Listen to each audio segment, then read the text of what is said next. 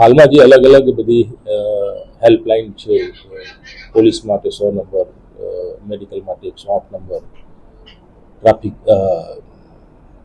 આપણે fire brigade માટે અલગ નંબર, સાયબર ક્રાઇમ માટે અલગ નંબર, અભિયાન માટે અલગ નંબર બધા છે. એના બદલે હવે એક જ નંબર 112 હશે.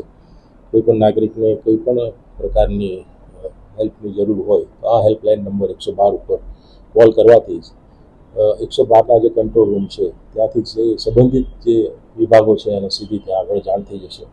પોલીસને લગતા જે કોલ છે પોલીસને જાણ થશે, બીજા જે સંબંધિત વિભાગના કોલ છે એમને જાણ થશે. એટલે આ 112 એક જ નંબર હવે યાદ રાખવાનું રહે છે. અલગ અલગ હેલ્પલાઇન નંબર ન યાદ રાખવો તો પણ ચાલી શકે છે. આ રીતે કાર્યવાહી હાથ ચાલી રહી છે અને ટૂંક સમયમાં જ 112 નંબર એક્ટિવેટ થઈ જશે અને આપણે તે 112 થકી કોલ પણ મળવાના શરૂ થઈ જશે.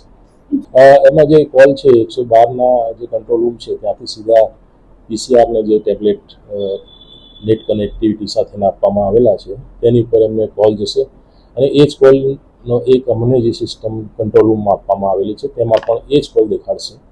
એટલે કંટ્રોલ રૂમ થકી પણ એનું મોનિટરિંગ કરવામાં આવશે અને 112ના કંટ્રોલ રૂમ પરથી પણ તેનું મોનિટરિંગ થશે.